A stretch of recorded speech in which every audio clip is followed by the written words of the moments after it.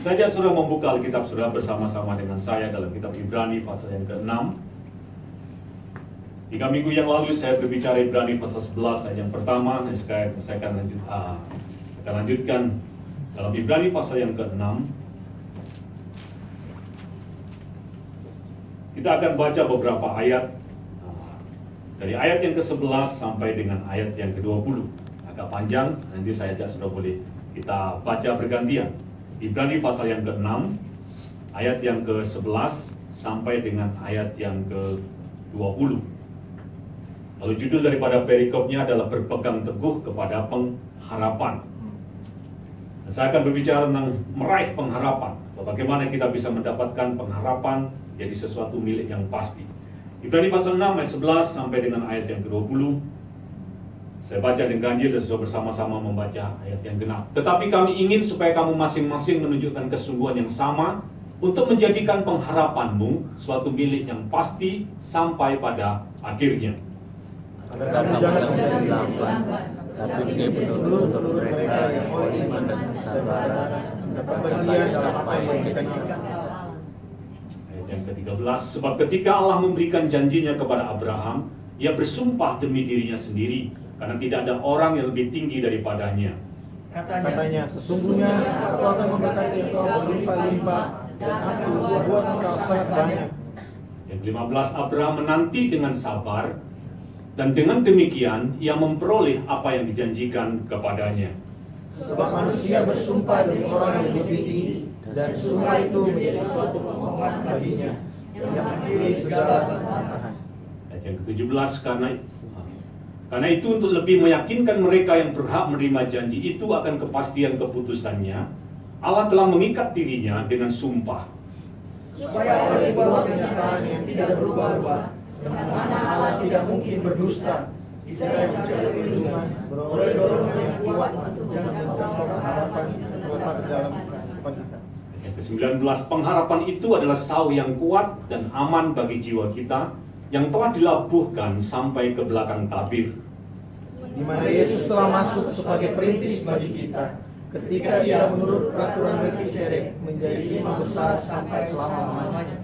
Amen. Nah, saudaraku, dalam Ibrani pasal yang ke-6 yang kita baca dari ayat 11 sampai dengan 20. Di sini yang dibicarakan adalah tentang pengharapan, atau bagaimana pengharapan itu menjadi satu milik yang pasti, atau menjadikan pengharapan itu terwujud atau terjadi, atau pengharapan itu menjadi satu kenyataan, atau kita mengalami pengharapan ini. Nah, dalam ayat yang ke-19 dikatakan pengharapan itu adalah sau yang kuat dan aman bagi jiwa kita. Saudaraku, pengharapan ini yang akan memberi saudara ketenangan. Pengharapan itu yang membuat kita kuat. Karena itu dalam hidup ini kita perlu memiliki pengharapan ini. Nah, sebagai orang percaya, saudaraku, pengharapan yang kita miliki ini adalah satu pengharapan yang pasti, atau pengharapan yang memiliki satu landasan. Nah, karena dalam ayat yang ke-19 dikatakan pengharapan itu adalah sau yang kuat dan aman bagi jiwa kita yang telah dilabuhkan sampai ke belakang tabir, di mana Yesus telah masuk sebagai perintis bagi kita ketika ia menurut peraturan Melkisedek menjadi imam besar sampai selama-lamanya. Nah, saudaraku, dalam Kristus, saudara dan saya memiliki pengharapan, dan pengharapan ini adalah pengharapan yang pasti, atau dengan kata lain pengharapan yang memiliki dasar, pengharapan yang di dalam Roma pasal yang ke-5, coba saya bawa sebentar sebelum saya masuk. Roma pasal yang ke-5.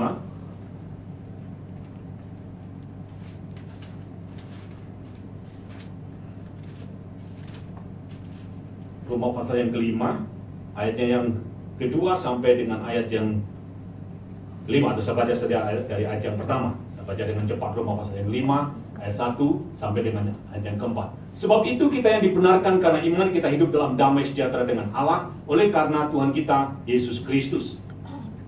Oleh Dia kita juga beroleh jalan masuk oleh iman kepada kasih karunia ini, dan di dalam kasih karunia kita berdiri, kita bermegah dalam pengharapan akan menerima kemuliaan Allah. Yang ketiga, dan bukan hanya itu saja, kita malah bermegah juga dalam kesengsaraan kita, karena kita tahu bahwa kesengsaraan itu menimbulkan ketekunan, dan ketekunan menimbulkan tahan uji, dan tahan uji menimbulkan pengharapan. Ayat yang kelima kita baca bersama-sama, 2, 3. Dan pengharapan tidak mengecewakan, Karena kasih Allah telah dicurahkan di dalam hati kita oleh Roh Kudus yang telah dikaruniakan kepada kita. Nah, saudara guys bawahi di situ, dan pengharapan tidak mengecewakan. Nah, saudaraku, pengharapan yang kita miliki itu adalah landasan dari iman kita. Dan pengharapan yang kita miliki itu adalah satu pengharapan yang pasti. Nah, dalam Ibrani pasal yang ke-6 ayat yang ke-20 tadi dikatakan bahwa Yesus sudah Ibrani pasal yang ke-6, Ibrani pasal 6 ayat yang ke-20. Dikatakan di situ bahwa di mana Yesus telah masuk sebagai perintis bagi kita ketika ia menurut peraturan Melkisedek menjadi imam besar sampai selama-lamanya. Dan dikatakan di situ bahwa pengharapan itu adalah pengharapan yang pasti. Karena dikatakan Yesus telah masuk sebagai perintis. Perkataan perintis di situ sebenarnya dalam bahasa aslinya berkata omos, atau dalam terjemahan dalam bahasa Yunani-nya omos itu artinya adalah forerunner atau precursor. Artinya seperti seorang pelari pertama dari satu pelari estafet, atau perintis, atau pembuka pintu, atau penghubung. Itu perkataan omos, jadi penghubung. Nah, saudara tahu bahwa Yesus Kristus mati dan kayu salib, dia mencurahkan darahnya untuk menjadikan satu penebusan, dan dia bawa darahnya masuk ke surga, yaitu ke ruangan maha suci, untuk menjadi satu penebusan, satu kafirat, sehingga pintu terbuka, sehingga manusia terhubung dengan Allah, bumi ini dihubungkan kembali dengan surga.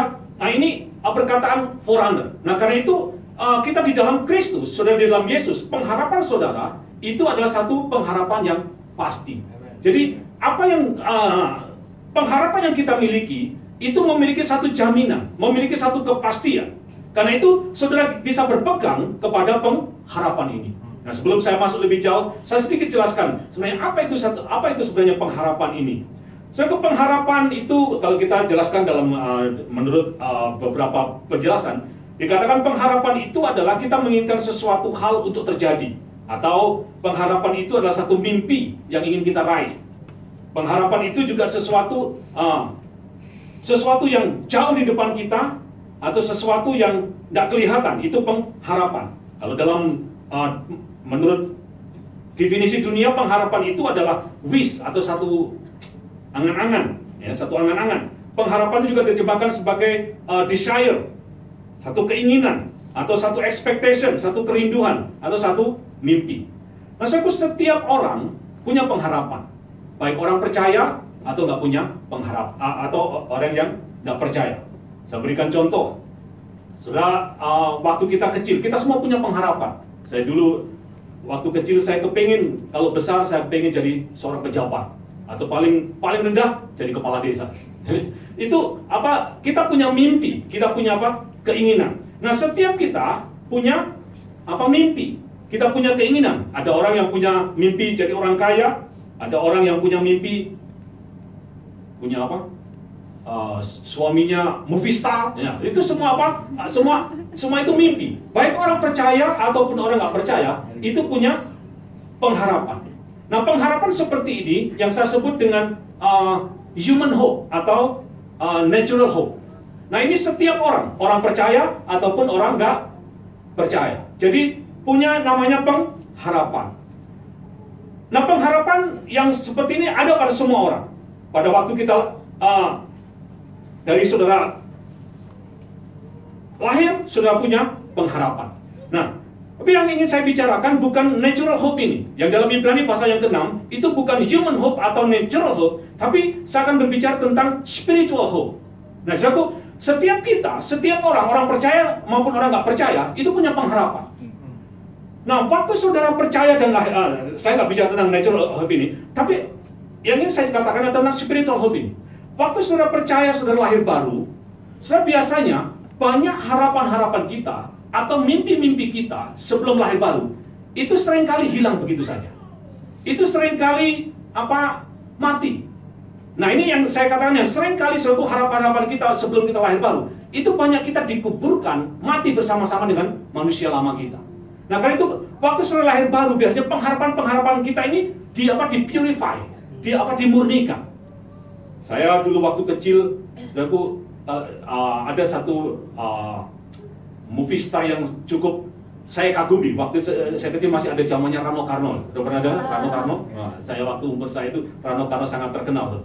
Itu dia punya teman wanita Lydia Kandu, Yesi Gusman, masih ingat ya? Itu wanita-wanita yang lemah lembut sekali. Saya dulu punya mimpi kalau saya besar saya ingin punya menikah dengan movie star gitu. Nah, itu kita punya keinginan-keinginan seperti itu. Itu waktu kita sebelum lahir baru. Tapi ketika kita lahir baru, itu dengan sendirinya itu hilang begitu saja. Nah, itu saya nggak tahu kemana. Tapi yang saya tahu itu mati bersama-sama dengan manusia lama saya. Nah, saudaraku, waktu saudara lahir baru, pengharapan saudara itu dimurnikan. Nah, dalam Ibrani pasal yang ke-6, yang dibicarakan di sini sebenarnya bukan natural hope, tapi spiritual hope. Jadi bukan pengharapan yang manusia, tapi pengharapan yang lahir karena firman Tuhan. Pengharapan yang lahir karena janji Tuhan.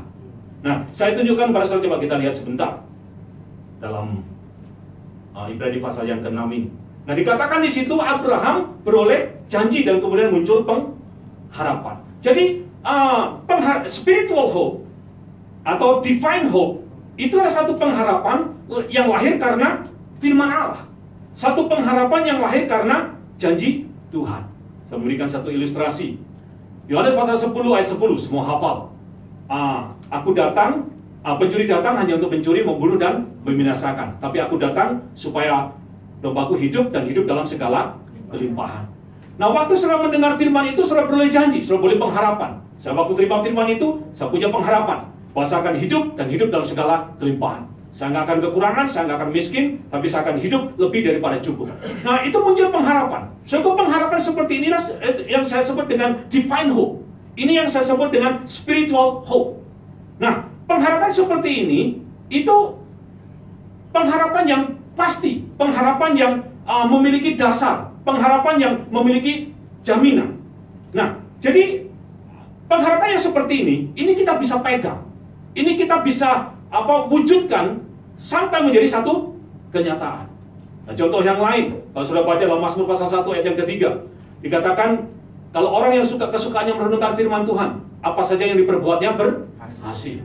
Waktu sudah menerima firman Tuhan itu, muncul pengharapan saudara. Apa saja yang saya perbuat, saya berhasil. Saya nggak akan gagal. Setiap apa yang dikerjakan di tangan saya, kemana saya melangkah, apa yang saya pikirkan, semua diberkati dan berhasil. Sebab pengharapan seperti ini adalah divine hope. Ini adalah spiritual hope. Nah, spiritual hope atau divine hope ini ada satu pengharapan yang punya jaminan, pengharapan yang punya dasar, pengharapan yang dalam Roma dikatakan pengharapan yang tidak akan mengecewakan. Jadi ini yang dimaksud dalam Ibrani pasal yang ke-6. Roma pasal 8 ayat 37. Dikatakan kita lebih daripada orang menang karena Dia yang mengasihi kita. Waktu saudara dengar firman itu, apa muncul pengharapan saudara? Bahwa saya lebih daripada pemenang. Situasi apapun, keadaan apapun yang terjadi di sekeliling saya ataupun kepada saya percaya saya bisa mengatasinya dan saya lebih daripada pemenang. Sebab itu semua adalah spiritual hope. Ini adalah divine hope. Nah, divine hope atau spiritual hope ini itu adalah satu pengharapan yang tidak akan mengecewakan kita. Karena itu saudara dan saya perlu berpegang kepada pengharapan ini. Jadi pengharapan ini pengharapan yang memiliki dasar, pengharapan yang punya satu jaminan atau pengharapan yang akan mendatangkan satu kepastian. Jadi ada dua jenis pengharapan. Yang pertama apa? Natural hope atau human hope. Nah, human hope ini adalah biasanya muncul waktu dari saudara lahir itu muncul. Kalau saudara belum nggak lahir baru itu tetap sama. Tapi kalau saudara lahir baru, saudaraku biasanya natural hope ini biasanya dimurnikan atau dibersihkan sehingga yang natural hope itu mati, yang divine hope itu yang hidup dalam diri kita. Jadi ada spiritual hope, ada yang namanya natural hope. Nah, saya ingin jelaskan kepada saudara pagi ini tentang spiritual hope ini. Jadi saya nggak berbicara tentang natural hope, tapi spiritual hope. Jadi spiritual hope atau divine hope itu datang dari firman Tuhan. Datang daripada janji Tuhan. Coba Roma pasal 15. Jadi saya buka sebentar. Saya ingatkan kembali Roma pasal yang ke-15. Roma 15 ayat yang keempat.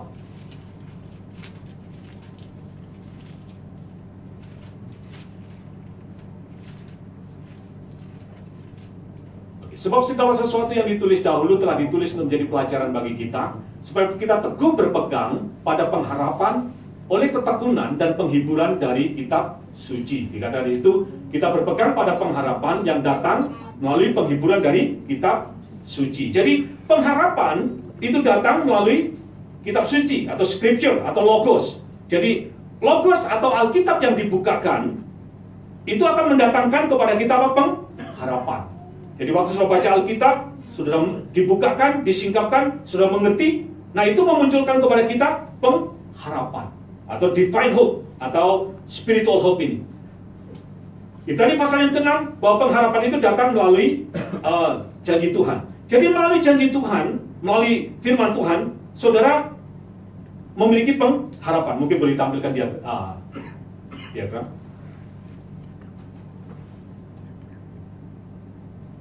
Saya akan ada yang pengharapan pada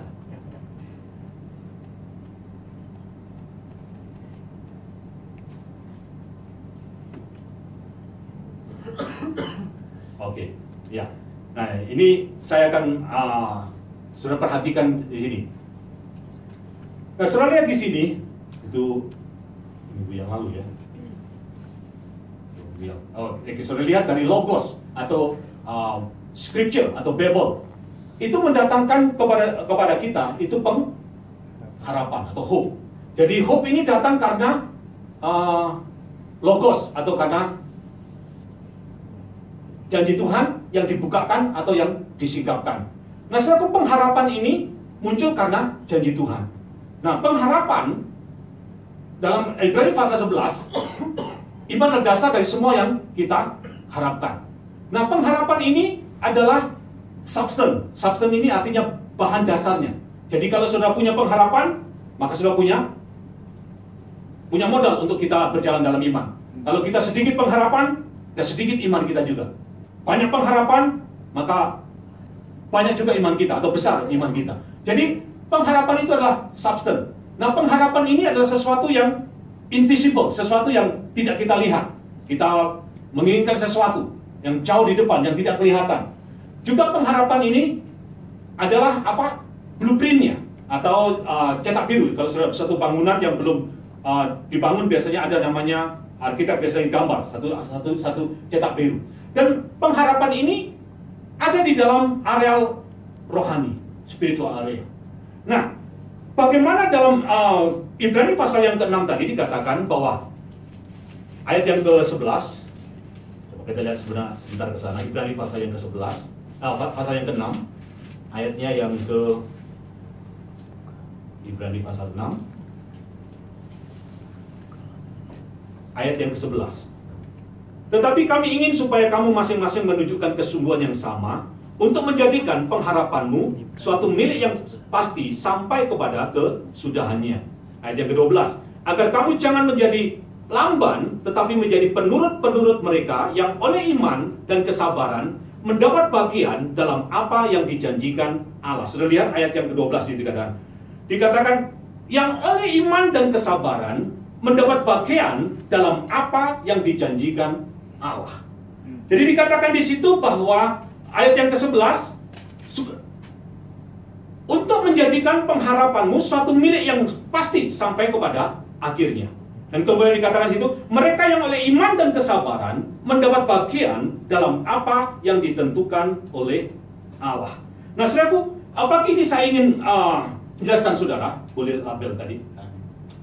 Bagaimana kita bisa membuat pengharapan kita yang adalah substance, yang invisible, yang adalah blueprint atau di dalam area roh ini yang tidak kelihatan ini menjadi satu realita atau satu kenyataan.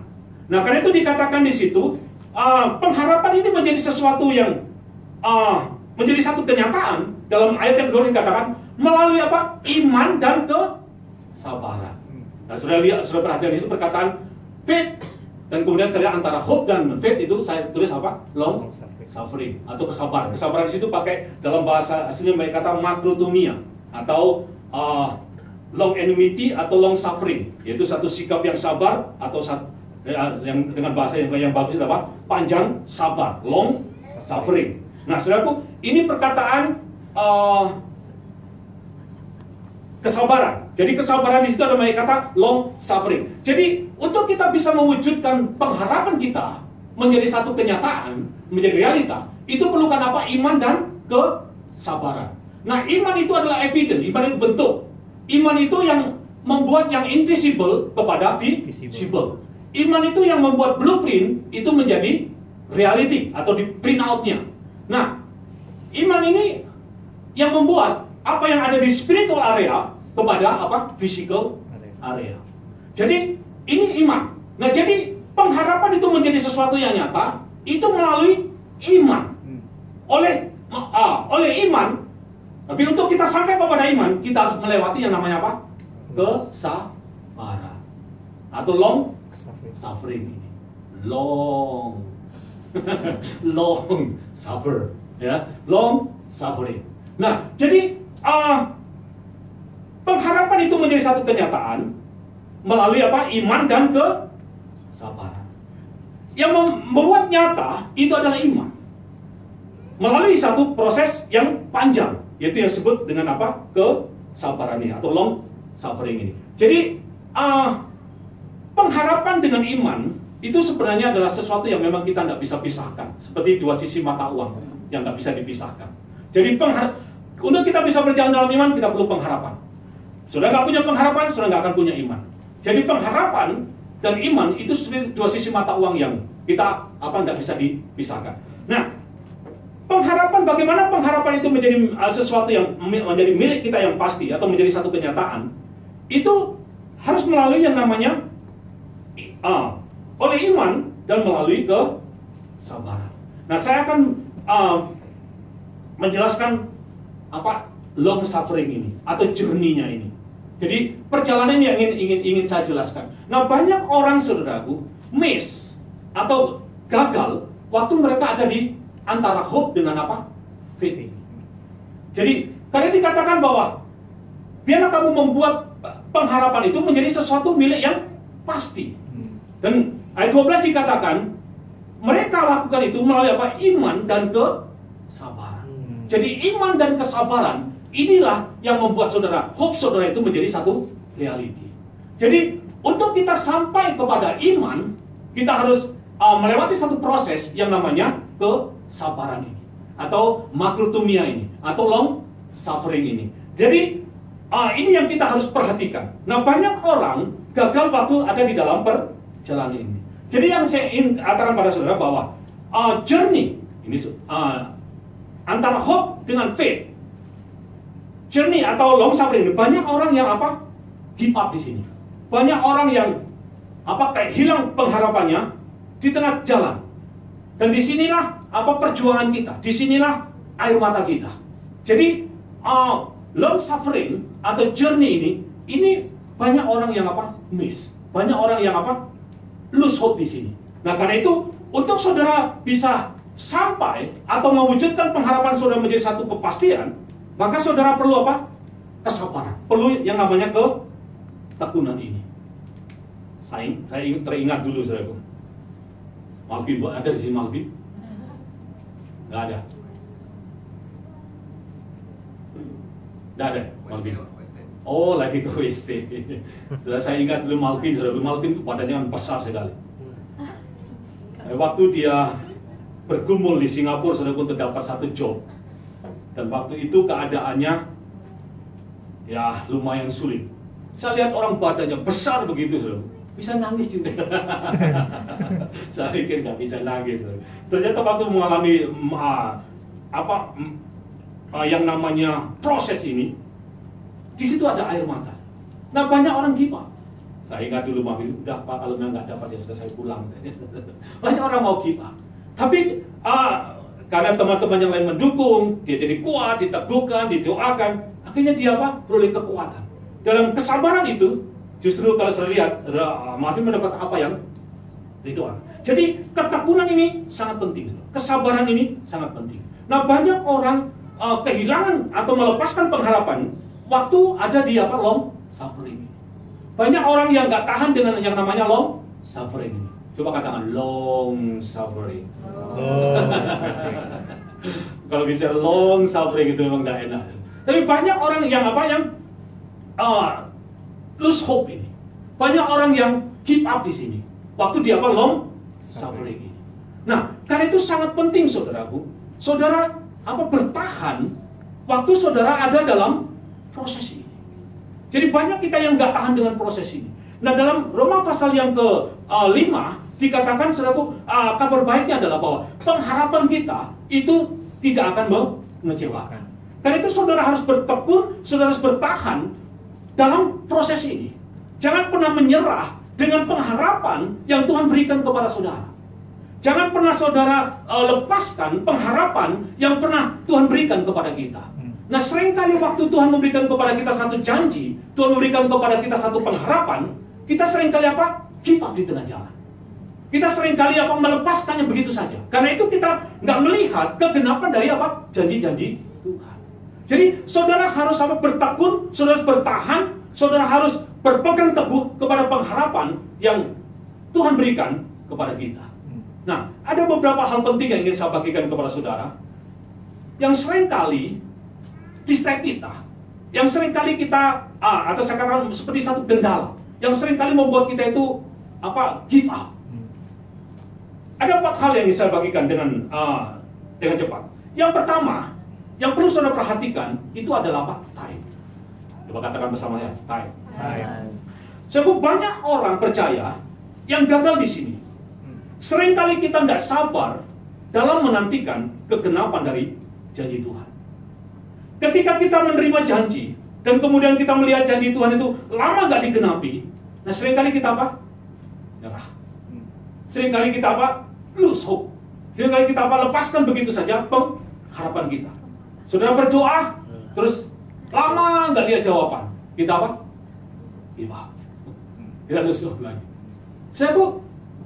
Janji Tuhan itu ada janji yang pasti.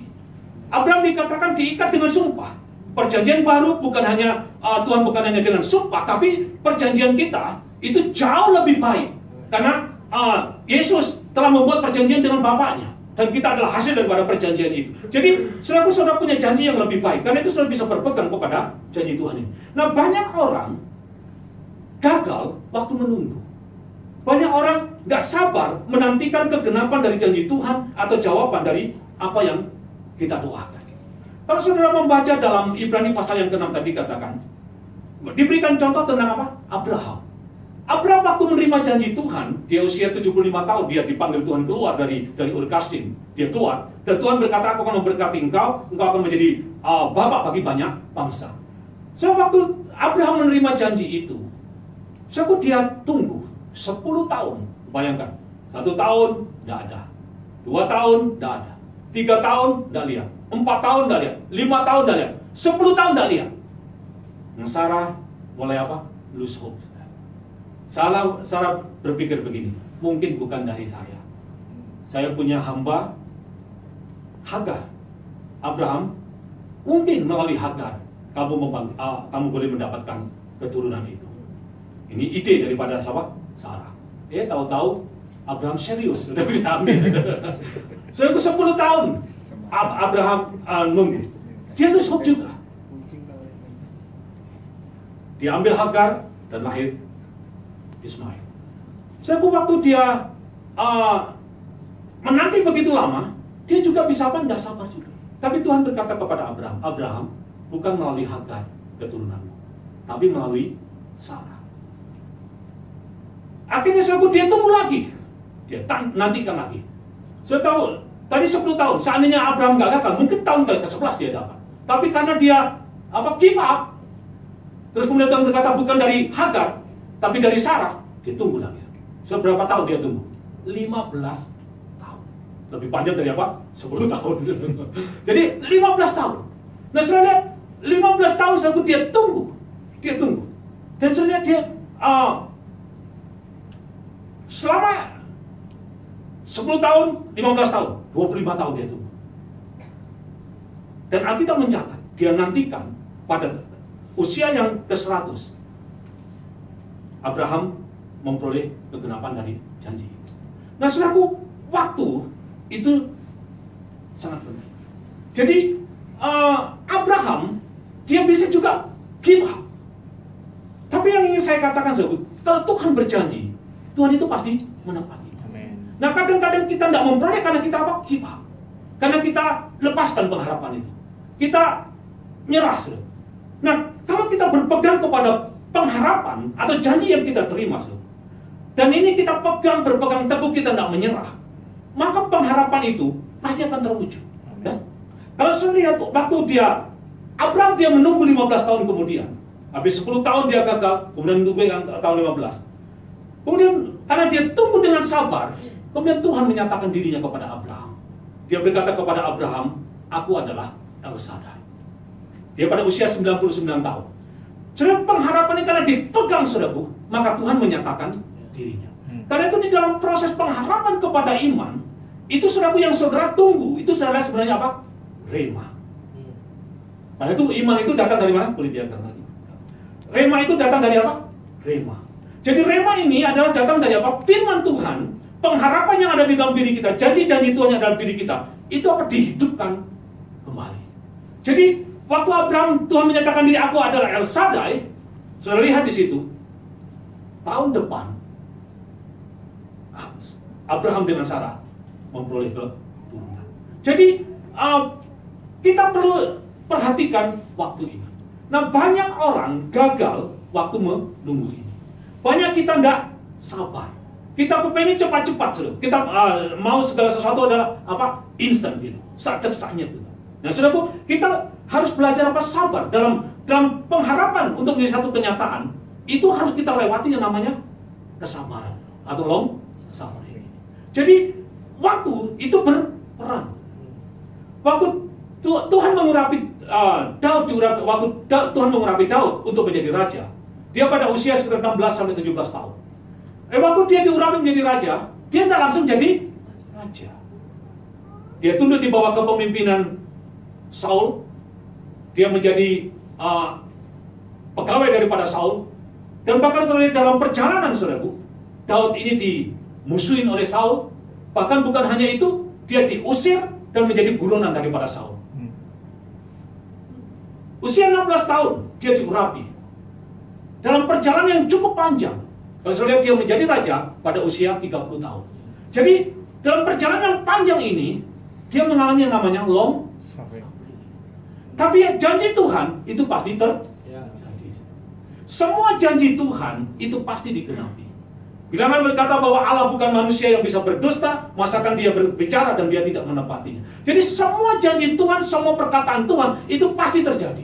Amen. Tetapi masalahnya adalah seringkali kita tidak sabar untuk melihat janji itu digenapi. Kita tidak sabar menunggu. Waktu kita berdoa, seringkali kita mau melihat waktu doa langsung dapat. Saudaraku, kita harus melewati yang namanya apa?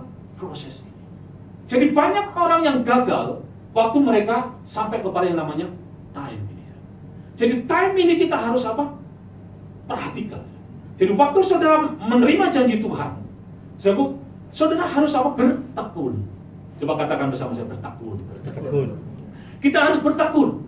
Kita harus pegang itu dan kita mau melihat janji itu terjadi. Kalau Tuhan berkata lebih dari Yesus sembuh, maka saudara pegang itu sampai melihat mujizat kesembuhan menjadi satu kenyataan. Amen. Jadi jangan pernah lepaskan atau jangan pernah give up dengan janji Tuhan yang saudara terima melalui firman Tuhan ini.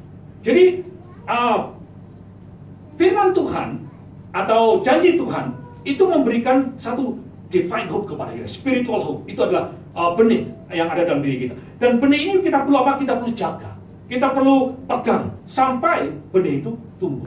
Jadi yang pertama yang perlu saudara perhatikan itu adalah apa? Waktunya. Nah, banyak orang miss di sini. Nah, yang kedua itu adalah apa? Human strength, atau yang saya bilang adalah kita bergantung kepada kekuatan manusia. Yang saya maksud begini, saudara. pada waktu saudara menerima janji Tuhan, saudara miliki janji Tuhan dalam hidup saudara. Nah, seringkali saudaraku, kita ini didistract oleh yang namanya kemampuan manusia atau kekuatan manusia atau kemampuan diri sendiri. Saya memberikan satu contoh.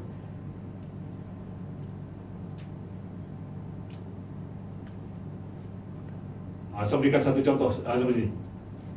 Maka saudara berdoa untuk satu pekerjaan. Terus kemudian seringkali saudaraku, selagi kita ada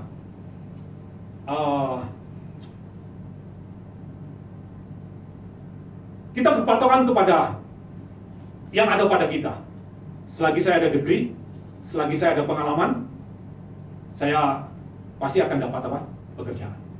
Mungkin kita berdoa minta pekerjaan, tapi seringkali doa kita itu adalah hanya apa? Sambilan. Nah, banyak saudaraku, kita ini seringkali bersandar kepada kekuatan atau kemampuan manusia. Nah, untuk saudara bisa sampai membuat pengharapan saudara itu menjadi nyata, saudara harus belajar untuk hidup di dalam iman. Atau saudara harus belajar untuk yang namanya trust atau dependent atau lean kepada Tuhan ini. Dalam Amsal pasal yang ketiga, coba kita lihat sebentar. Amsal pasal 3 ayat yang kelima. Amsal pasal 3 ayat yang kelima.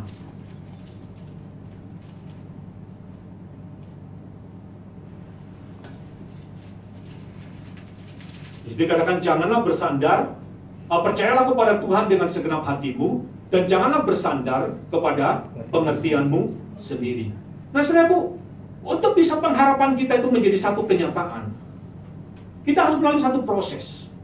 Nah, di dalam perjalanan ini, di dalam proses ini, nah seringkali yang menjadi kendala itu adalah kemampuan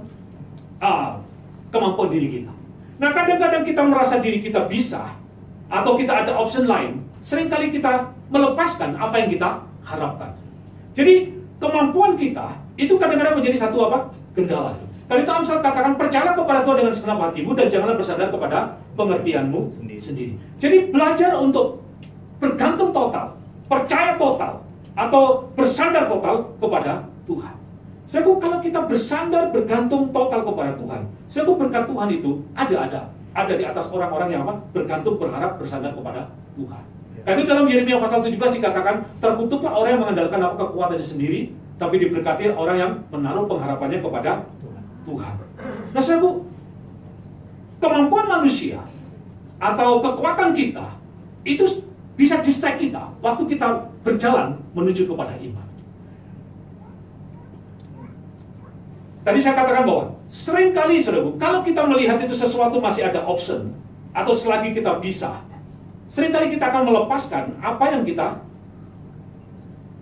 pegang, apa yang kita harapkan, atau kita terpancing untuk berusaha menyelesaikan dengan cara kita.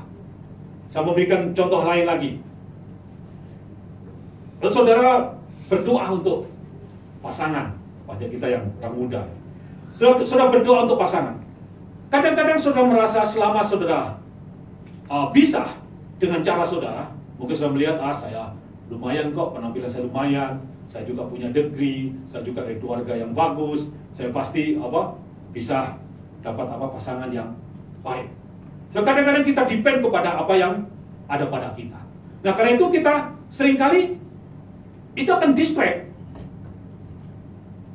apa yang kita harapkan, pengharapan kita. Sebenarnya kita seringkali waktu memerlukan pasangan, mungkin sudah berdoa, tapi seringkali itu doa itu hanya sebagai sambilan. Kita tidak trust total kepada Tuhan.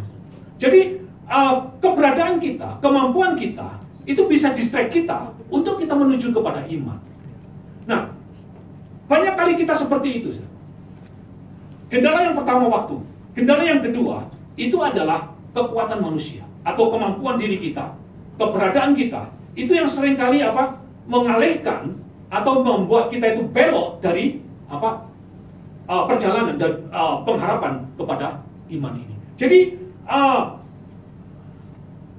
kekuatan kita seringkali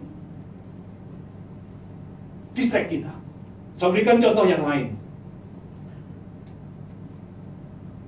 waktu saudara sakit, kalau kita mungkin masih ada obat yang bisa sembuhin kita, maka kita akan apa? Ambil obat itu. Selagi ada dokter yang baik atau dokter yang bagus, maka kita akan apa? Lari kepada dokter itu. Sering kali kemampuan manusia atau kekuatan manusia itu membuat saudara distract dari apa yang sebenarnya saudara mau apa? Berjalan dalam iman. Karena itu kekuatan manusia ini kita harus apa? Perhatikan. Nah, Tuhan mau supaya saudara itu bergantung, bersandar, berharap penuh kepada Tuhan. Jadi, yang ingin saya katakan kepada saudara-saudara bahwa Tuhan itu hanya bertindak. Tuhan itu hanya melakukan sesuatu ketika sudah betul-betul percaya, berharap, bersandar total kepada Tuhan. Saudara, Tuhan nggak akan pernah melakukan sesuatu intervensi kalau saudara, selagi saudara bisa. Karena itu, kalau saudara merasa saudara bisa, biasanya Tuhan itu selalu apa? Dibiarin saudara jalan. Saudara biarin berusaha dengan cara saudara. Saudara biarin. Ada karena itu ada kehendak Tuhan yang diizinkan, ada kehendak Tuhan yang baik, ada kehendak Tuhan yang sempurna. Saudara menikah saudara menikah dengan orang katakanlah dalam Tuhan sama-sama dengan cara saudara tanpa tanya Tuhan, pokoknya orang Kristen, itu mungkin Tuhan izinkan, itu kehendak Tuhan izinkan, tapi bukan yang sempurna. Jadi ada yang diizinkan, ada yang baik, ada yang sempurna. Kita mau yang sempurna. Nah karena itu, saudaraku sering saya mau katakan bahwa Tuhan itu hanya bertindak, Tuhan itu hanya melakukan sesuatu kalau kita itu betul-betul total bergantung, berharap, bersandar dan percaya kepada Tuhan. Selagi saudara bisa, selagi saudara ada option, Tuhan itu selalu apa? Tuhan nggak akan bertindak. Nah, jadi Tuhan itu hanya bertindak waktu kita itu betul-betul penuh, percaya penuh atau menyerah kepada Tuhan. Nah, karena itu kadang-kadang, saudaraku, saya sih tidak berharap kalau sampai harus pada posisi itu. Kadang-kadang, saudaraku, Tuhan membiarkan kita sampai pada satu situasi di mana kita sudah tidak bisa lagi. Sampai kita benar-benar udah dalam keadaan kondisi yang di mana kita nggak bisa buat, orang lain juga nggak bisa tolong kita. Kadang-kadang Tuhan biarkan. Bukan Tuhan izinkan, tapi Tuhan biarin. Kadang-kadang dalam kondisi seperti itu. Saya memberikan satu contoh. Sebab Tuhan itu mau kita itu berharap, bersandar, bergantung dan percaya kepada Tuhan. Tapi jangan sampai kita itu justru sampai kepada tahapan di mana kita sudah nggak bisa buat apa-apa lagi, baru kita percaya sama Tuhan. Saya memberikan satu contoh. Biasanya orang-orang seperti ini, saudara, yang harus sampai pada tahapan yang betul-betul nggak bisa, itu biasanya orang-orang itu, kalau orang itu terlalu apa? Ya, terlalu percaya diri atau terlalu merasa diri itu pandai, merasa diri bisa, atau orang ini, orang Jawa bilang itu dablak, degil. Orang ngomongin ya, orang dengar firman kayak aja. Sudah pernah dengar tentang seorang yang bernama Yakub. So, kenapa Yakub itu, sebenarnya Tuhan itu punya plan atas hidup Yakub. Dan sudah tahu, untuk Tuhan itu mau Yakub itu menaruh percayanya atau bersandar penuh kepada Tuhan. Tapi Yakub ini orangnya degil, karena itu terkenal saudara orang Israel itu keturunan Yakub itu tegar tengkuk, degil. Tapi memang kelebihannya mereka pintar. Nah Yakub ini orang yang smart, orang yang cerdik. Karena itu setiap kali dia mau mendapatkan sesuatu itu dengan caranya, selalu dengan caranya. Lihat dia waktu dia mau dapatkan hak kesulungan, dia dengan caranya, dia coba dengan segala cara. Sampai menemukan suatu saat waktu Esau dalam titik lemah, di situ dia ambil. Jadi dia selalu berusaha dengan apa? Dengan caranya. Waktu dia pergi ke Laban, saudaraku, dia kerja, memang dia diberkati Tuhan, tapi dia banyak lakukan itu dengan apa? Dengan ada trik-triknya. Saudaraku. Nah sampai suatu saat, saudaraku, waktu dia keluar dari Laban dan dia mau kembali ke keluarganya, saudaraku, dia berada di tepi sungai yang namanya sungai apa? Yabok. Nah waktu dia mau kembali, dia sebenarnya dalam keadaan yang namanya apa? Takut dengan Esau. Karena Esau ini punya dendam terhadap Yakub. Maka apa yang dilakukan oleh Yakub?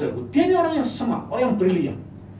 Untuk dia bisa supaya Esau itu tidak marah, apa yang dilakukan oleh Yakub? Dia kirim hamba-hambanya, orang-orangnya bawa persembahan. Tahu itu yang dilakukan oleh sekarang untuk membuat orang itu baik, itu perlu dengan apa? Pemberian ini. Itu dilakukan Yakub pada zaman dulu sudah tahu. Karena kalau sudah tahu lihat tentang apa suap, itu teorinya Yakub zaman dulu. Jadi Yakub itu sudah tahu untuk bagaimana supaya Esau itu baik. Dia kirimkan orang-orang dengan bawa apa? Pemberian ini. Terus dia bukan hanya itu, saudara, dia memikirkan lagi. Nah, bagaimana kalau dengan pemberian itu Esau tidak terima? Esau masih tetap marah. Terus dia ngatur strategi. Dia punya keluarga yang banyak. Dia atur melalui beberapa pasukan. Pasukan yang pertama itu anak buahnya. Yang kedua Lea dengan anak-anaknya. Yang ketiga itu Rahel dengan anak-anaknya. Yang terakhir itu baru dia. Jadi dia berpikir begini, ya saya akan kembali ke Yesus. Saya akan lihat kalau pemberian itu tidak diterima dan dia marah, tetap marah, paling dia mau marah menyerang, paling kelompoknya Lea dengan anak-anaknya. Kalau dan waktu Lea mungkin dia diserang, dia ada kesempatan untuk apa? Lari. Kalau mungkin pertama kali, kedua, Rahel dengan neneknya, saya ada kesempatan untuk lari. Jadi dia seberangkan semua pasukannya itu untuk apa? Menghadap kepada Esau. Tapi sudah lihat waktu di tepi sungai Yabok, Tuhan lihat apa kelihayan daripada Yakub ini. Yakub ini orang yang mengandalkan apa kemampuannya. Tuhan menampakkan diri tepi sungai Yabok, dia bergumul di sana. Dan Yakub di situ dia berseru dalam berseru dia berkata, berkatilah aku. Dan dikatakan dia bergumul sampai suatu saat dikatakan malaikat Tuhan itu apa? Mematahkan pahanya. Jadi sampai Yakub itu apa? Pincang. Dan itu orang Israel nggak makan sampai sekarang ada pangkal pahanya. Jadi itu apa? Yakub pincang. Nah, saya tahu kenapa Yakub Tuhan patahkan paha daripada Yakub. Kalau Yakub pincang, saudara, dan Esau serang, Esau kejar dengan pasukannya, Yakub tidak punya kemampuan untuk disitulah dia bersandar, bergantung kepada Tuhan. Tapi saya mau katakan kepada saudara bahwa Tuhan itu senang kalau kita menaruh pengharapan kita, bersandar penuh kepada Tuhan. Jangan sampai kita pincang dulu, saudara. Banyak kita mau pincang dulu, baru kita berharap sama Tuhan. Jangan sampai saudara kesulitan dulu dalam pekerjaan saudara, dalam bisnis saudara, dalam keuangan saudara. Terus kita baru apa? Lari sama Tuhan. Sebelum saudara dalam keadaan yang pincang, ayo kita apa? Berharap, bersandar, percaya kepada Tuhan. Jadi, yang sering kali distract kita, alihkan perhatian kita, itu adalah kemampuan atau kekuatan kita. Jadi, yang kedua, human strength ini. Jadi percaya dan bergantung total kepada Tuhan. Saudara, itu adalah kunci untuk saudara bisa melihat kemenangan dalam hidup ini. Saya berikan contoh yang lain, saya teringat. Waktu Israel berperang melawan Amalek, dikatakan di situ Yosua memimpin pasukan Israel, dia berperang melawan Amalek. Waktu mereka berperang, seringkali dikatakan mereka kalah dalam peperangan itu. Tapi suatu ketika waktu Musa dia naik ke gunung dan kemudian dia mengangkat tangannya, maka dikatakan Israel lebih kuat. Karena itu apa yang dilakukan waktu Musa kelelahan, ada Harun dan Hur menopang kedua tangan Musa ini. Dan Amalek dikalahkan dengan tangan yang terangkat. Jadi penyerahan total, bergantung penuh kepada Tuhan, itu adalah kunci untuk saudara bisa melihat kemenangan. Jadi saudara perlu bergantung, berharap, bersandar, dan percaya kepada Tuhan. Dalam 2 Tawarik pasal 20 ayat 20 itu ayat bagus sekali, itu ayat pegangan saya. Dikatakan begini, percayalah kepada Tuhan, maka kamu akan teguh. Percayalah kepada nabi-nabinya, maka kamu akan berhasil. Perkataan teguh di situ adalah dalam bahasa aslinya kata aman. Indonesia bagus, aman. Jadi perkataan teguh itu adalah establish, aman, bahasa aslinya aman. Jadi establish. Jadi kalau kita percaya kepada Tuhan, maka kita establish, aman. Amin. Gampang ingat kan? Aman. Jadi percaya kepada Tuhan, itu kita akan apa? Establish. Kita akan kokoh, kita akan selamat, kita akan dilepaskan. Waktu kita apa? Percaya kepada Tuhan. Jadi, yang kedua, human strength ini. Jadi yang pertama time, yang kedua human strength. Ini bisa distract kita dalam journey, dalam long suffering ini. Yang ketiga, yang ketiga itu adalah contradictory situation. Yaitu satu keadaan yang berlawanan. Nah, seringkali saudaraku waktu saudara berdoa atau waktu saudara menerima janji Tuhan. Nah, seringkali kita tiba-tiba gitu melihat keadaan sekeliling kita, rasanya tidak seperti yang kita doakan. Kadang-kadang berlawanan. Nah, ini yang seringkali membuat kita give up. Sudah berdoa, minta sesuatu, keadaannya berlawanan. Nah, saya mau jelaskan sedikit kepada saudara. Nah, banyak orang yang menyerah waktu melihat keadaan yang berlawanan. Saudara, iman itu ada satu proses panjang dari pengharapan. Karena itu, waktu saya melihat keadaan yang berlawanan, jangan saudara menyerah. Saya memberikan satu contoh. Ya. Kalau saudara mencari satu pekerjaan, mungkin saudara mau kerja di Singapura. Saudara berdoa untuk pekerjaan. Sebenarnya janji Tuhan adalah kalau kita percaya Tuhan, kita akan menjadi kepala dan bukan ekor. Kita akan sukses, kita hidup berkemenangan. Pekerjaan itu, sebenarnya pekerjaan itu Tuhan memberikan yang terbaik. Kalau saudara terima janji Tuhan, sudah percaya sebenarnya kalau saudara dalam Yesus, percaya Yesus, sudah pasti sukses dalam hidup ini. Itu berdasarkan apa? Janji Tuhan. Waktu saudara berdoa untuk satu pekerjaan, terus kemudian saudara, waktu saudara melihat, kadang-kadang melihat keadaannya itu berlawanan. Mungkin saudara melihat sekarang di Singapura, yang jadi prioritas hanya orang-orang Singapura. Orang asing bukan jadi priority. Waktu saudara melihat begitu, rasanya kecil hati. Terus kemudian melihat, mungkin saya kemarin mendengar, company Singapura yang punya pegawai orang asing yang tidak report banyak ditutup. Yang intinya bahwa orang Singapura, pemerintahan Singapura mengutamakan orang Singapura. Waktu melihat keadaan seperti ini, karena membuat kita lose hope. Atau kadang-kadang sudah melihat mungkin, selama ini ada orang banyak yang Singapura ini karena mengutamakan orang Singapura, akhirnya visa ESPAS atau EP ya, sulit dikeluarin. Kecil hati lagi. Kita bisa Atau mungkin sudah perlukan pekerjaan, tiba-tiba krisis di Singapura, banyak perusahaan-perusahaan yang tutup. Apakah sudah waktu melihat begitu, saudara nyerah? Atau sudah tetap bertahan pada apa yang sudah harapkan? Saya pasti sukses, masa depan saya pasti cerah, saya pasti tinggal di kemah-kemah yang lapang, saya pasti menikmati gandum yang terbaik dan susu dan madu yang terbaik dari satu negeri di mana saya tinggal. Apakah sudah tetap bisa berpegang pada itu? Atau sudah lemas? Ya sudah, pulang kampung saja. Saudara, apakah kita akan seperti ini, saudara? Saudara, banyak kita lusuh. Saya mau katakan kepada saudara, Tuhan selalu bergerak di area yang impossible. Saudara, seringkali kita situasi yang berlawanan itu membuat kita lose hope.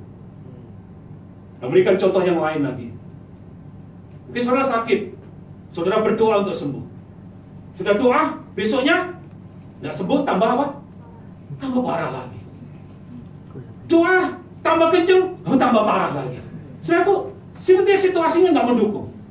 Sekarang apakah kita lusuh? Mungkin sudah pergi ke dokter, dokternya juga give up. Sudah pernah dengar, sudah baca kesaksian daripada Catherine Becker, itu bagus sekali. Tentang bagaimana dia dari dia sakit yang nggak ada harapan lagi, dan dia melihat mujizat Tuhan, kesembuhan itu masih real. Nah, saudaraku, banyak kita seringkali waktu kita melihat keadaan atau situasi yang nggak mendukung, atau yang katakanlah berlawanan, kita give up. Saudaraku, proses dari pengharapan kepada iman itu proses yang panjang. Nah, banyak kita give up, banyak kita nyerah. Waktu kita distract dengan waktu, kita didistract dengan kekuatan kita, dan kita juga distract dengan situasi. Waktu kita melihat situasi yang nggak mendukung, saudara, kita menyerah. Atau saudara mungkin berdoa untuk saudara mungkin berkeluarga, doa untuk suaminya mungkin keras kepala atau mungkin nggak baik begitu, so berdoa untuk dia jadi baik gitu. Berdoa tambah nggak baik. Nah, seringkali kita give up. Jadi, banyak kita lose hope waktu kita melihat keadaan yang berlawanan, contradiction situation ini. Nah, banyak kita menyerah di sini, saudara.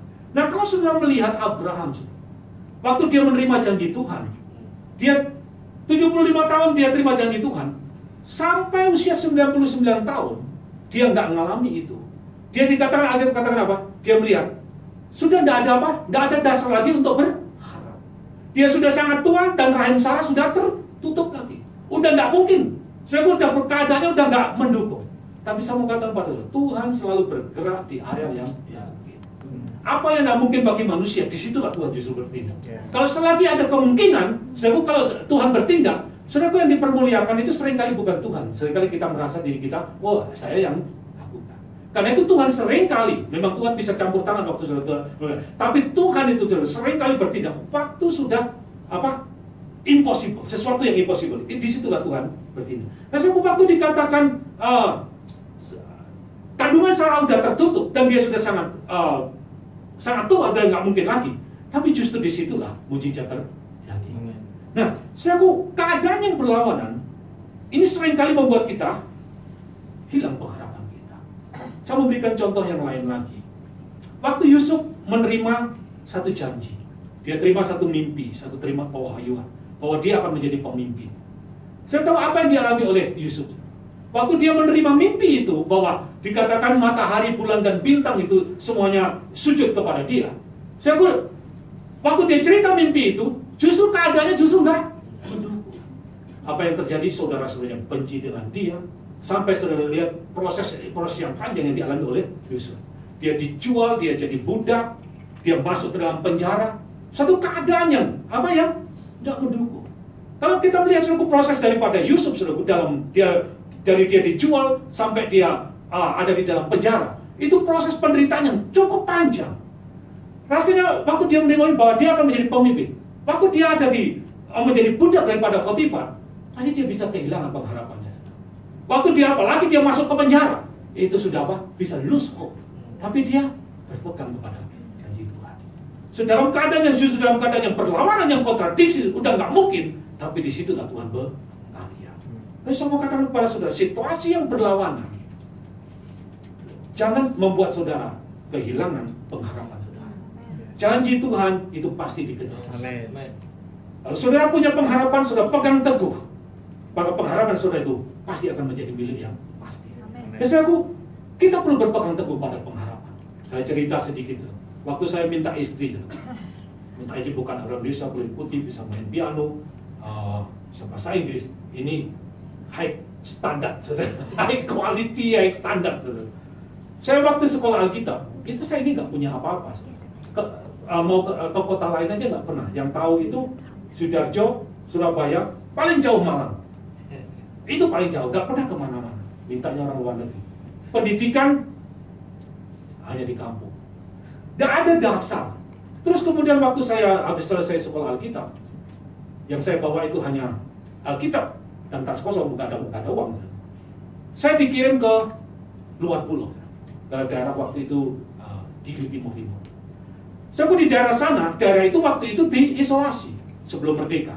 Itu dikuasai oleh militer dan orang asing nggak boleh masuk ke sana. Nah, waktu saya ada di Timur, saya minta bukan orang Indonesia, kulit putih, bisa main piano, bisa bahasa Inggris. Saya ada di Timur, rasanya apa yang saya doakan, apa yang saya minta, itu enggak. Semuanya berlawanan. Terus apakah saya menyerah? Ya, mungkin nyerempet sedikit lah. Saya enggak menyerah, tapi saya berpegang kepada apa ya. Jadi kok banyak kita seringkali waktu kita melihat keadaan yang berlawanan, kita menyerah. Tapi justru waktu saya ada di sana, saya memang sempat juga bisa jadi bisa lemah juga. Tapi waktu saya lemah di situ, saya menguatkan iman saya. Saya bangkitkan, saya kobarkan iman saya kembali. Dan akhirnya saya nggak menyerah. Dan saya mendapatkan apa yang saya doakan. Jadi, keadaan yang berlawanan, itu tidak berarti bahwa apa yang saudara harapkan, itu tidak akan terjadi. Jadi keadaan yang justru waktu sudah menghadapi satu keadaan yang berlawanan, tapi justru disitulah sudah mengizinkan Tuhan untuk berkarya. Jadi yang pertama waktu, yang kedua kemampuan manusia atau human capability, human strength ini. Yang kedua itu adalah situasi yang berlawanan atau extreme situation. Nah, saudaraku, Tuhan bergerak di keadaan yang berlawanan. Tuhan selalu melakukan mujizat di area yang namanya tidak mungkin ini. Saya memberikan satu contoh. Di dalam Alkitab, sudah banyak sekali saya lihat mujizat-mujizat Tuhan itu justru terjadi pada situasi yang udah nggak mungkin. Pada waktu orang-orang sudah lose hope, di situ Tuhan seringkali melakukan apa? Mujizat. Waktu orang Israel keluar dari Mesir, dia dibawa keluar masuk ke tanah perjanjian. Dia pernah menghadapi satu masa yang dimana dia berada di tepi laut Merah atau Laut Kulsum.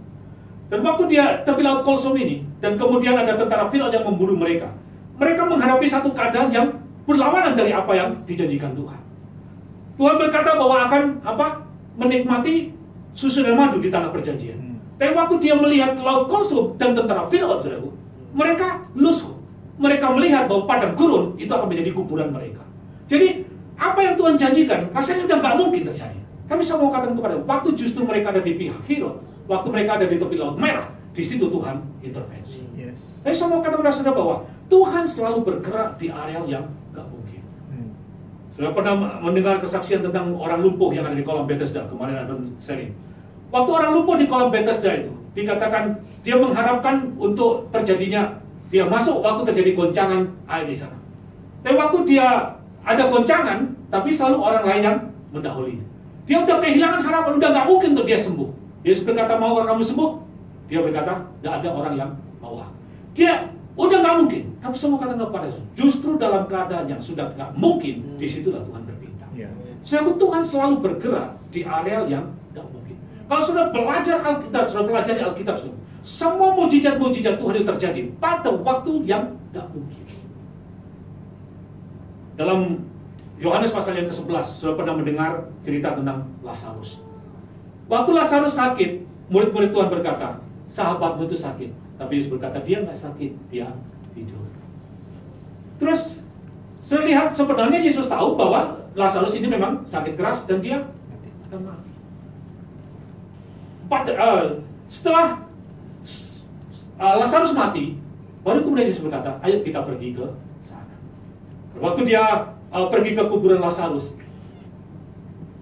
Yesus berkata bahwa Lazarus itu akan bangkit. Tapi Marta berkata, tidak mungkin dia akan bangkit, dan mungkin dia akan bangkit pada hari kebangkitan nanti. Tapi Yesus berkata, percaya saja bahwa dia akan bangkit. Jadi waktu sudah dalam keadaan dikatakan Lazarus sudah 4 hari di dalam kubur itu.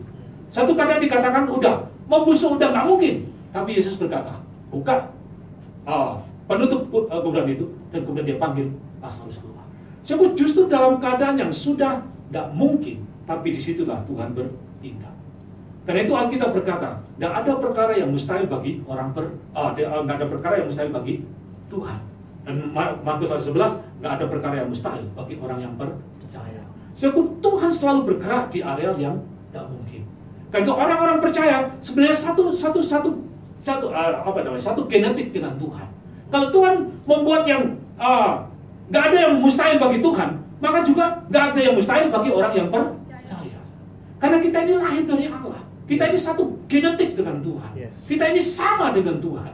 Karena itu saudara bisa justru dalam keadaan yang nggak mungkin, satu situasi yang berlawanan, disitulah sebenarnya mujizat akan terjadi. Karena itu jangan sampai saudara kehilangan pengharapan saudara ketika saudara melihat keadaan yang berlawanan. Kadang-kadang saudara mungkin contoh satu lagi, pasangan hidup. Nggak tahu saya kok tiba-tiba muncul terus pasangan hidup.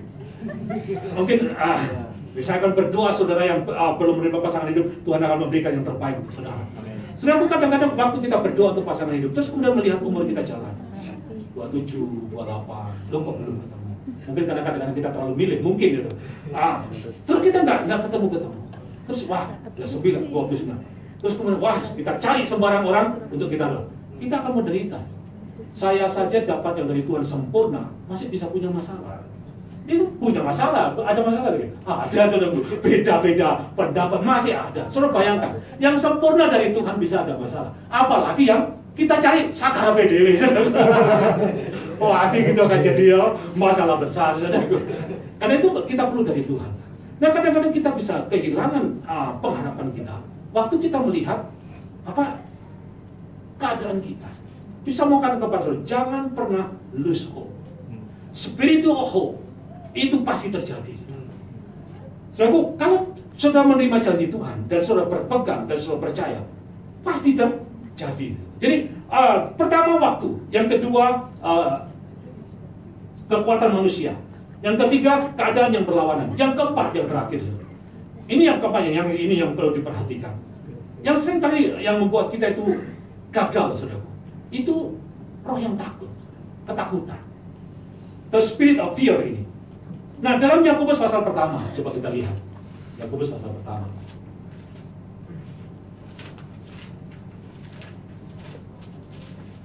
Yakobus pasal yang pertama,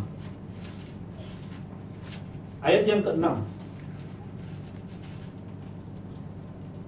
Yakobus pasal pertama ayat 6 sampai dengan ke-8. Karena demikian, kita baca bergantian. Saya baca yang ke-6 sudah bergantian. Hendaklah ia memintanya dalam iman dan sama sekali jangan bimbang. Sebab orang yang bimbang sama dengan gelombang laut yang diombang-ambingkan kian kemari oleh angin.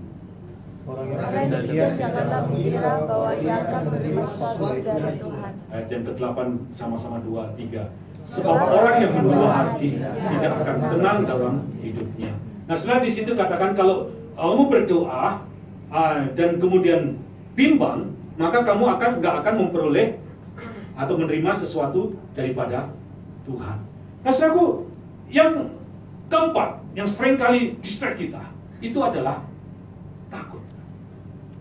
Kita khawatir, kita bimbang. Khawatir, bimbang itulah simptom dari perasaan takut.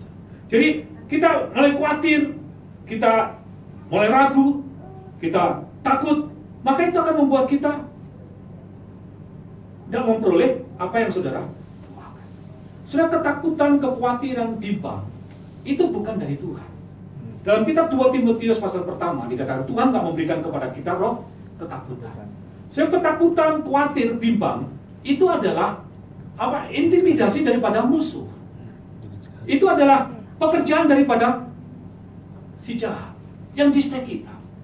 Karena ketika saudara menerima janji Tuhan dan kemudian saudara pegang itu, terus kemudian mulai muncul ragu atau mungkin khawatir atau mulai muncul takut, maka saudara akan apa? Lepaskan apa yang saudara harapkan itu. Saudaraku, khawatir, bimbang, takut itu intimidasinya setan. Waktu orang Israel mereka mengalami kemenangan yang luar biasa di bawah pemerintahan Saul. Tapi suatu saat saudaraku muncul seorang yang bernama Goliat. Dia menantang barisan orang Israel ini. Dan waktu Goliat menantang orang Israel, saudaraku, dia berkata begini, udah kita nggak usah berperang, tapi kita adu saja 1 lawan 1. Siapa yang bisa mengalahkan aku, mengalahkan Goliat? Kalau Israel bisa mengalahkan Goliat, ada orang bisa mengalahkan Goliat, maka Filistin akan tunduk. Tapi kalau nggak ada orang Israel yang bisa mengalahkan Goliat, maka Israel harus tunduk.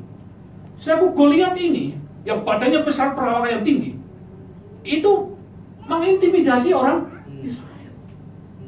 Waktu dia melihat perawakan yang besar, yang dengan pakaian perang yang luar biasa, orang Israel semuanya ketakutan. Padahal Israel punya Tuhan. Dia ketakutan, semua ketakutan. Tidak ada, sampai Raja Saul sendiri, orang yang perawakan juga cukup tinggi, memang Goliat tetap jauh lebih tinggi. Itu pun dia kata ketakutan demikian rupa. Semua ketakutan, khawatir, itu intimidasinya setan. Itu yang melemahkan. Dan waktu Goliat menantang barisan orang Israel ketakutan. Dan mereka mengalami menjadi bangsa yang lemah. Mereka takut. Tapi waktu itu muncul seorang yang bernama Daud. Dia berkata begini, siapa orang yang tak bersunat ini berani menantang barisan Israel? Daud tahu Daud ini kecil, saudaraku. Ya, ada Daud juga kecil. Daud ini dikata kecil, tapi waktu dia melihat, dia berkata kepada Goliat, kok berani menantang barisan orang Israel? Orang Israel bangsa pilihan Tuhan, bangsa perjanjian. Tuhan bebaskan dari Mesir, dari tentara Firaun yang luar biasa, mujizat-mujizat terjadi yang luar biasa. Kok berani dia menantang barisan Israel? Saudaraku, Daud dia dalam keadaan seperti itu, saudaraku. Dia tahu roh Tuhan ada padanya, saudaraku.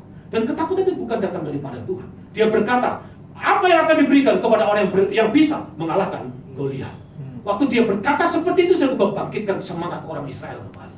Dan waktu dia hadapin Goliat, dia berkata kepada Goliat begini, Goliat, kamu datang dengan pakaian perang yang lengkap, kamu datang dengan senjata yang hebat, tapi aku datang atas nama Tuhan. Sebab yang dikasih Tuhan, mungkin masalah saudara, pergumulan saudara seperti Goliat. Tapi saya mau katakan kepada saudara, Tuhan itu ada panji-panji kita. Tuhan itu ada di pihak kita. Tuhan itu bersama kita. Kalau Tuhan bersama kita, apapun kesulitan saudara, apapun masalah saudara, mungkin keadaan yang nggak mungkin, situasi yang tidak mendukung saudara. Saya mau katakan kepada saudara, Tuhan di pihak kita, Tuhan akan menyelesaikan kita. Amin.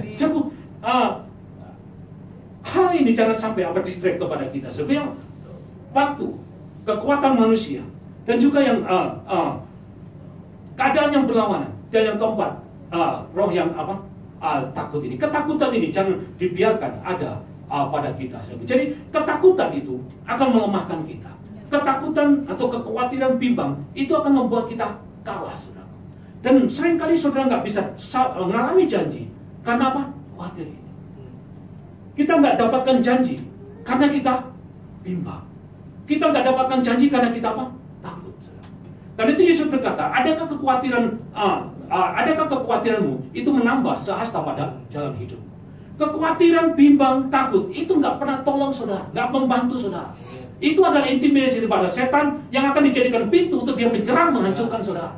Karena itu jangan pernah biarkan perasaan takut, khawatir, bimbang itu ada pada saudara. Setiap kali perasaan takut muncul, tolak dalam nama Yesus.